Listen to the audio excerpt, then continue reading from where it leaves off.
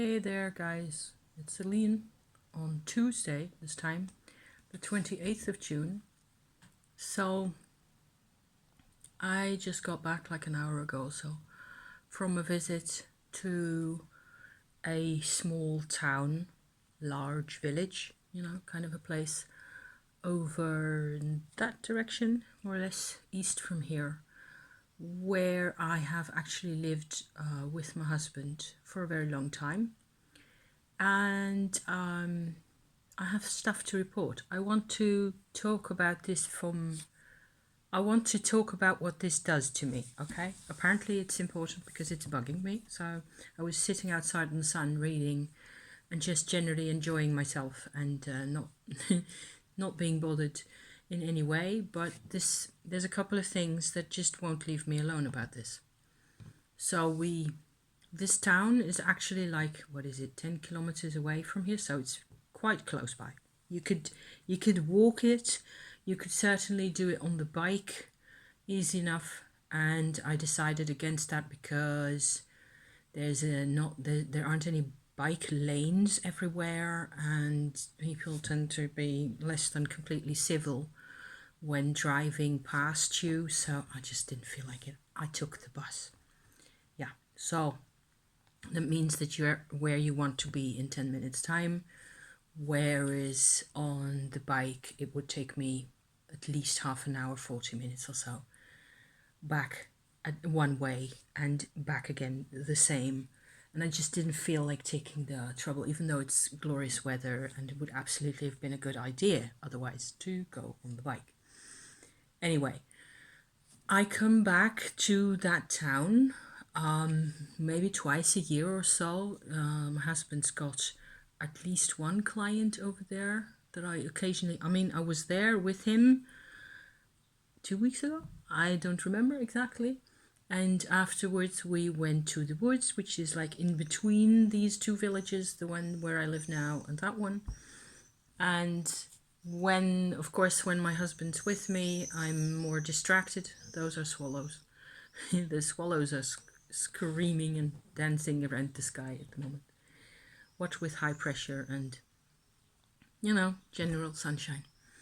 So I would be distracted much more. I would be like, you're planning things, we went to have a cup of tea in the end after the client visit, and then we went to the woods and so on. So at that time, I wasn't really in the same kind of a wavelength as I was today. Sometimes it's just the right day for a particular kind of activity, some kind of form where you apparently want to do this. So I decided today there's a shop that I'd seen in my local newspaper. There's a Turkish, like supermarket that has come up in the other town, so that I'd never gone to, but she's actually got her shop like across the street from where I used to live. It's like 50 meters. It's really close. And so there's a couple of things I want to describe for you and then sort of see where that takes us, okay? So we might be here for a bit, because it's kind of interesting from an experience point of view. What strikes me in general is that the atmosphere of that town versus this town is completely different. And it's partly due to the geology of the place. Over here, there's more water, there's more like little streams going in all directions, and it has an influence in a way behind my house here, or behind the house behind my house, over there. There's like a sort of a swampy area that they've turned into a park with paths and a little stream and so on. And it's generally a lot more humid. I think there's quite a difference actually in terms of humidity. You'd expect us to have a million mosquitoes, but that level is kind of the same compared to where it used to be in the other town. But there's definitely the geology, the earth, there's just something is very different. Apart from the humidity levels, the vegetation, there's no swampy, marshy territories at all in the other town, at all, I think. There are a couple of smallish little streams passing through the different neighborhoods. So yeah, so there's that. Things have changed. I mean, it's been 10 years. And when I left that town, I was in a complete state of total disarray myself because we'd just gone bankrupt. I had all sorts of depression, anxiety, symptoms that were coming to the surface after, an endless long period of suppressing them. Actually, my whole life. So it was good to leave that place, even though I had enjoyed living there. It was a nice place to live. And there's two places. The place where we used to live, that is across from the Turkish supermarket that I mentioned just now, that house has actually been demolished, and the whole neighborhood, the whole place, I don't know, 4 or 5 streets or so, has been completely remodeled. And some of the old houses are still there in the same shape that they used to have. There's even some of the inhabitants that I recognize from across the street that are still there, But my house that I used to live in until 2000 and halfway through 2005, I think, that house is gone. And that is a house that I've lived in for 10 years that was really small, but it was also quite friendly. It was a really friendly place to live, and it had kind of friendly qualities to it. It also had a massive, long, lengthy backyard and a garage, sort of a building at the back. And when in a period where I was between 2001 and 2005, when we were living there, I had my storage of my goods as a sales representative for the incense company in the garage right there. And it was limited. The storage space that I had later was like way bigger and also way more expensive. And this didn't cost anything. So yeah. So personally, I would, if I hadn't, what with the remodeling of the neighborhood, if I hadn't been forced to leave, I would probably still be living there and nothing would have changed and nothing would have happened for me. So that's kind of the background intel, okay? So in 2005, the house that we lived in, we had to get out, we had to move, and everybody around us was promoting at the time, economic ideas that you really should want to buy your own property, buy your own house, and so on. So that's what we tried to do, not knowing and not realizing in the slightest that we were never going to be able to manage all that. And that, of course, if you get involved in plans like that, it's going to be buying a house, buying property, buying office space for my husband, all those kinds of things, a storage space for my work, and all the rest of it. The cost is just going to go through the roof, and that whether you manage that or not, to some extent at least, depends on the economical situation around you as it is at the time. And it collapsed nearly immediately. So between 2005 and 2008, there were a couple of years where we still believed in everything, We bought this house, which wasn't nearly as comfortable as the old one. It was larger, but not by that much. That was kind of disappointing also. And in the beginning, it seemed really perfect and it seemed really excellent. And then we just, I've revisited the second house, the house that we sort of supposedly owned, except it was the bank that owned it, really, a few times already.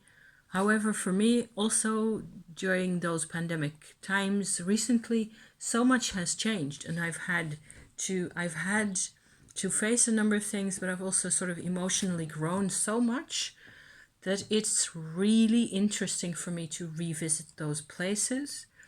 And this time I revisited the first house, the house that we rented, or which isn't there anymore, but I visited the location. Okay? So afterwards, there's three different types of energy fields, really, sort of superimposed on each other that I have encountered today. The one is first one is the geological and sort of water management kind of a one that really has to do with the level, also the sort of relative altitude of the place. I think there may be a meter or so difference because everything's really flat here. It's the Netherlands, you know. Compared to here, maybe it's still a part of the country in the southeast of the country where we are slightly above sea level rather than below it, which is the case for a lot of the Netherlands. So, but I can tell wherever I go in this country that there's different vibes, okay? So there's vibes, there's those kinds of vibes where it feels so strikingly like you are progressing eastward, east from here, and like it's a much shorter distance going from that town to Germany, to Austria, to Hungary, those kinds of places, which all places that we've visited, my husband and I together, you know. And it's like it's much more Central European than here, which is weird. It's 10 kilometers. It's crazy. So there's like this whole thing going on. So the other thing that I noticed really strongly was when so they tore down the house at number 13 that I used to live in, okay? They've torn it down. It was like a block of small houses, all one next to the other, in a row like this. And they sort of cut the whole block in half. And one block stays up, and there's still people living there. Everybody's, you know, and the houses have been, refurbished and I suppose cleaned on the outside, and there's a couple of trees that were taken out and so on. It looks quite different. There's a couple more bushes and things instead of the little grassy lawns that we used to have and so on. My house is gone. The rest of that block is completely gone. They actually made a parking space there and so on, and they tore down nearly, I don't know, 100 meters square at least of the old houses that were there and replaced them with new, like tiny little apartment buildings in a sort of a comparable style, I suppose. I walked along this path on this parking space where we used to live, okay? The whole length of the parking space is actually the length of my house, plus my backyard, plus my garage storage space back in the day.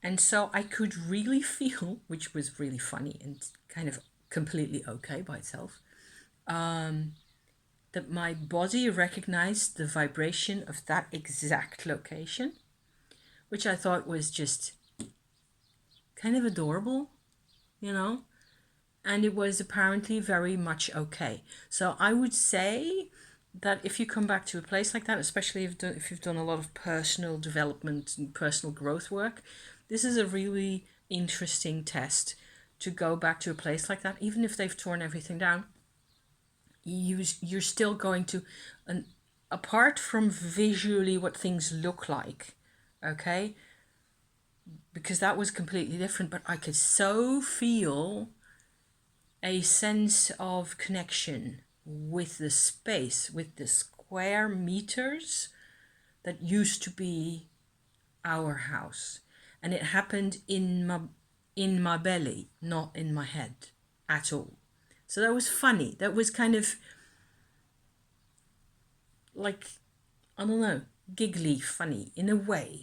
You know, it certainly wasn't uncomfortable because it was a house I'd been happy in, more or less, and to the extent that I was capable at all of being happy. So that was level 2, okay? Coming back out of the town, so I'd done my shopping, I'd gone through the village, because it's really just a large-ish village, basically.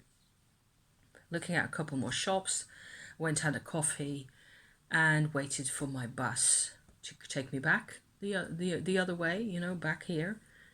And I realized more and more that I was sort of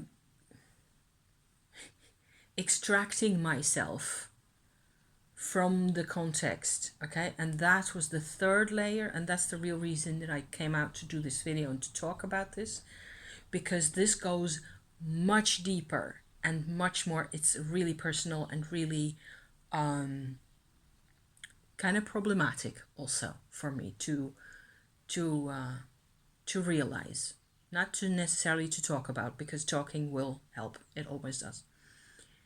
I realized that so before I went this morning, I was thinking about what I could do today, whether I'd go to that shop because it's a Turkish supermarket, so I could get olives and I could get baklava and a couple of other things. And I ended up getting some fresh fruit and vegetables and stuff like that. And normally I go to another town by bus, which is completely normal for me. I'll go to the other town yonder, which is a much bigger town, or to the other town yonder, which is really big, which is Eindhoven. Okay, so that's quite sizable. In either of those two, those are the places I normally go to regularly, okay?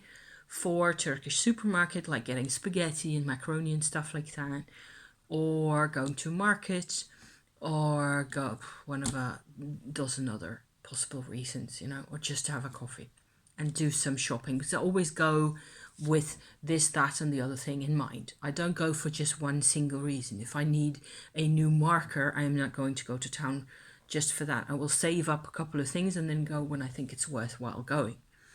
This town, I hardly go to because they don't have any, there isn't really that much going on. They've got a couple of shops that are the same for me around the corner right here. It really is completely, they're all chains, you know, shops, and it's all the same everywhere. So there aren't really any cool shops anymore in this whole country. You know, it's very rare. There are no mystical bookshops or witchy shops or anything of the sort.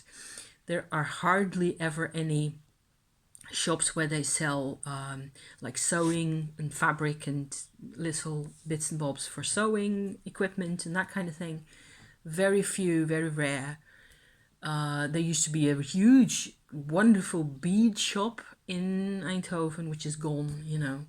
Crystals, ditto. It's just very, very thin on the ground. Very thin.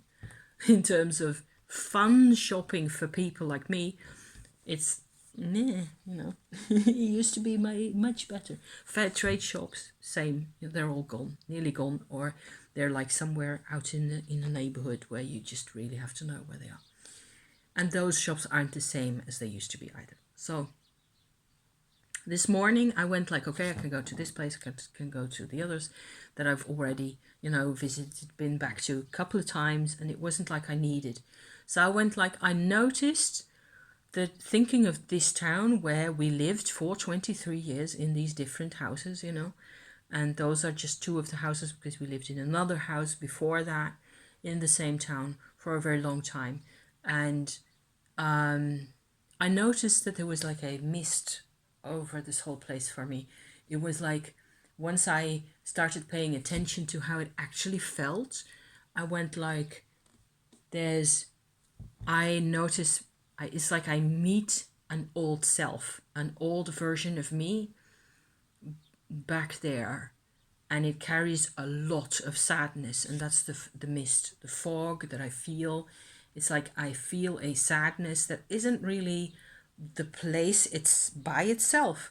It is me and my own history in it. So I went to get the Turkish shopping and to see about that, really, to investigate that, to feel what it's like, to notice the difference. So hence also noticing the different levels, revisiting the house, and blah and blah. So the third thing I noticed most of all, and what was really unpleasant, is that I had to re-extract myself from this old state of being, coming back home, back here. It was like I could see with the eyes that I have today, so the inner eyes also, the sensitivity and the knowledge that I have today, I could see who I had been.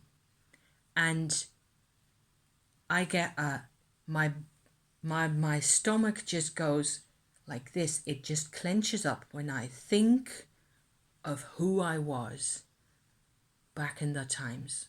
That was, it was, if you have you're supposed to have your own personality. My personality had been embalmed, petrified in a substance that was essentially my mother's personality. And it wasn't like I was like her in any way. I was frozen. And that's the person I met. This person was incapable of processing any emotion whatsoever in whichever direction, whether whether sadness or fear or anger or any of it. I couldn't, nothing ever changed for me, nothing ever moved. And as time went by, so this is very much pre-soul retrieval times that I'm talking about. And I didn't have a clue at the time. I was like completely, like I said, embalmed. It's a very nasty feeling, and hence the video. You know, I just really badly wanted to come out and find words for this to hopefully, because it has everything to do with narcissism. Okay, my parents were very obviously great, huge, big narcissists. Whether I blame them for that is another matter.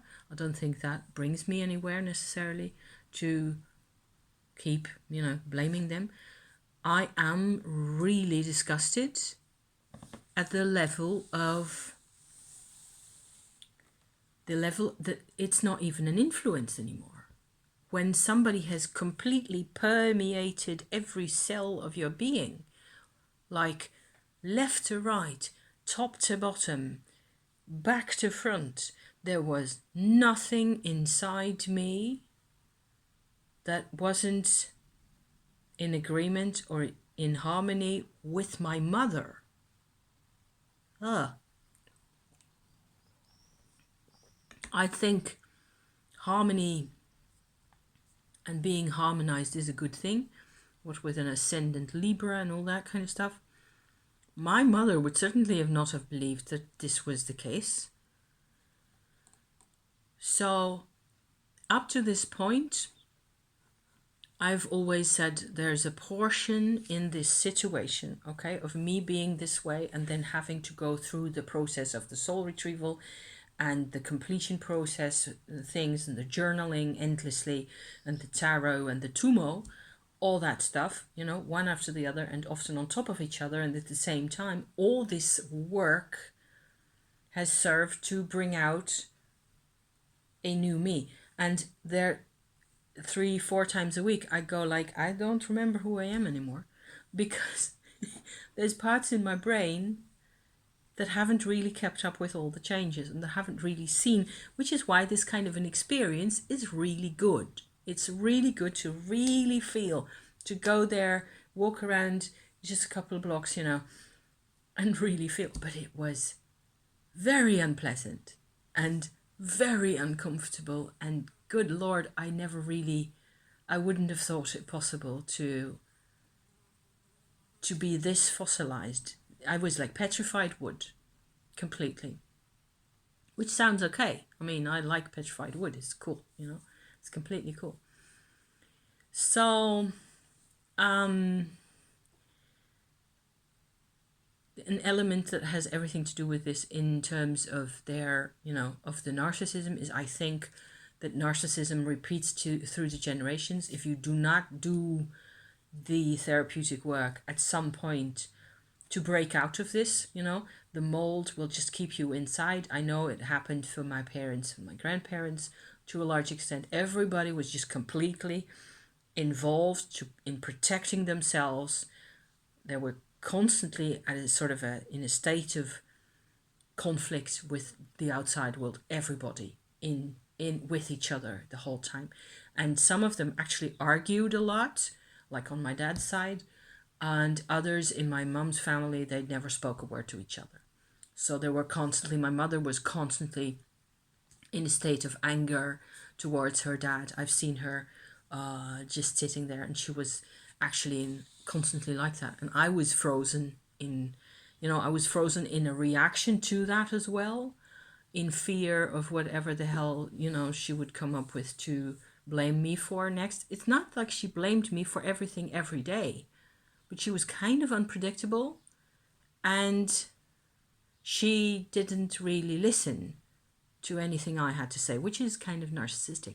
When your reality, your version of reality as it comes out of your mouth, just doesn't get heard ever.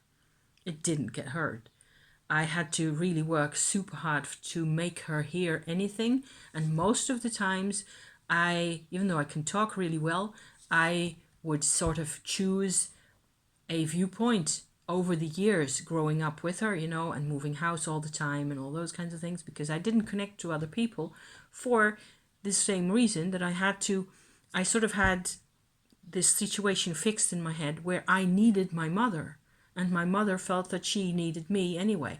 So there was just the two of us kind of a thing going on. It happens more often than you think.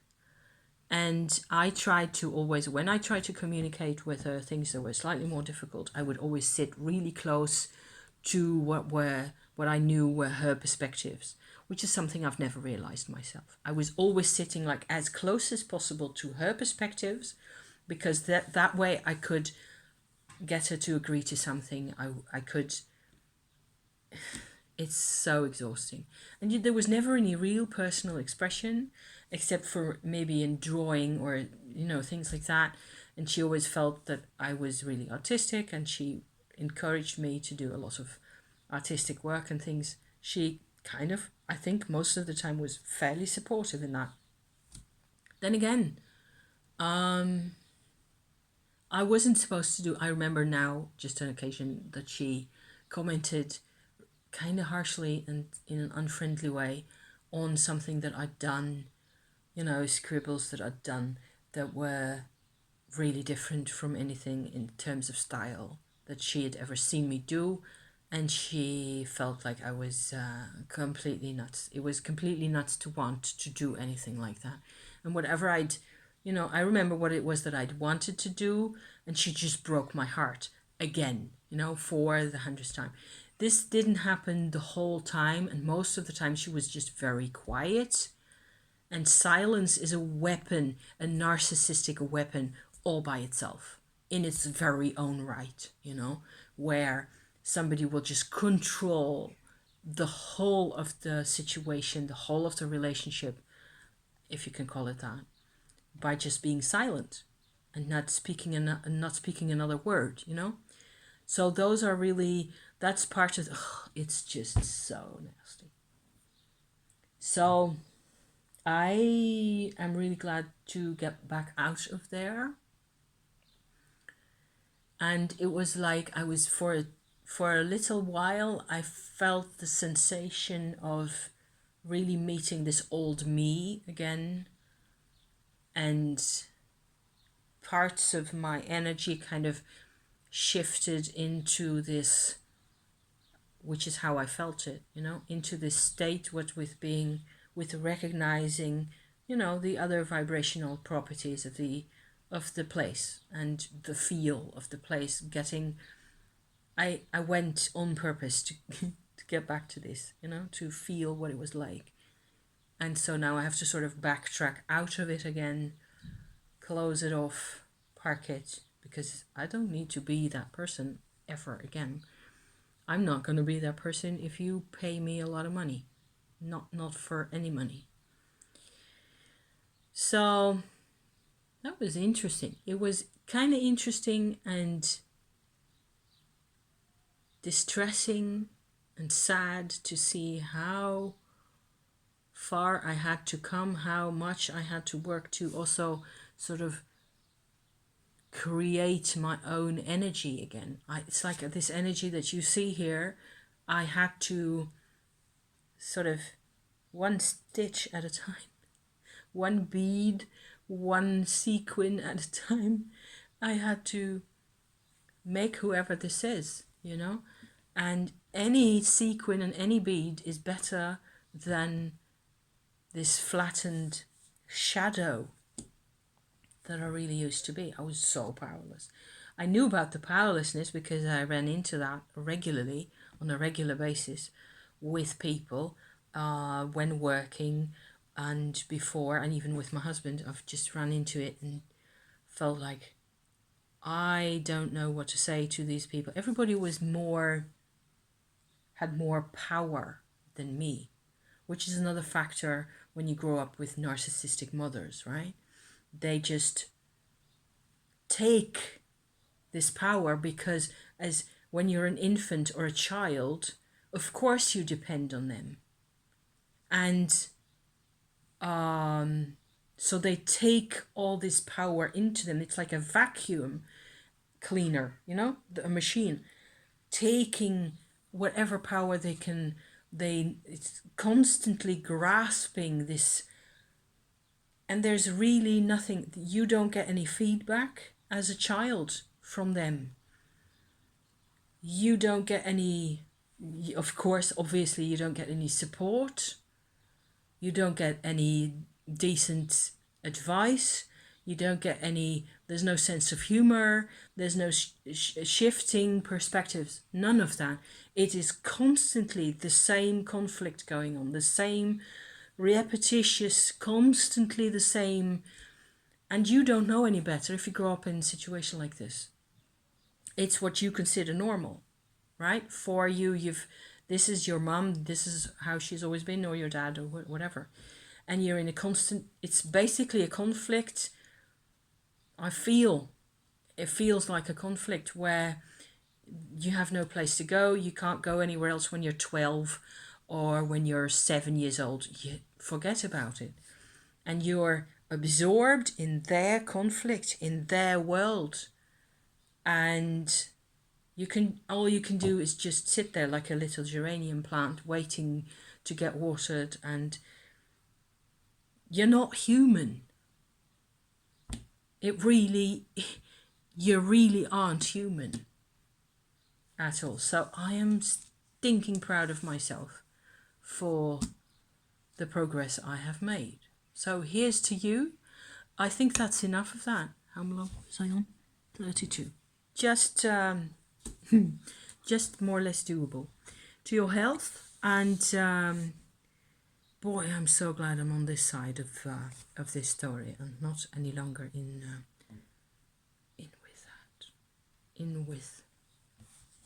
with the powerlessness and the misery. So, but it's good to remember. It really is good to remember, because you forget. I forget all this kind of stuff if I'm super cool out here with my lemonade and my music and my book, and I was just but I don't allow myself to really forget until I've made something out of it. So there you go. It's another narcissism episode, in a way, from in an indirect fashion maybe. Thank you for watching, and see you next time. Okay, bye.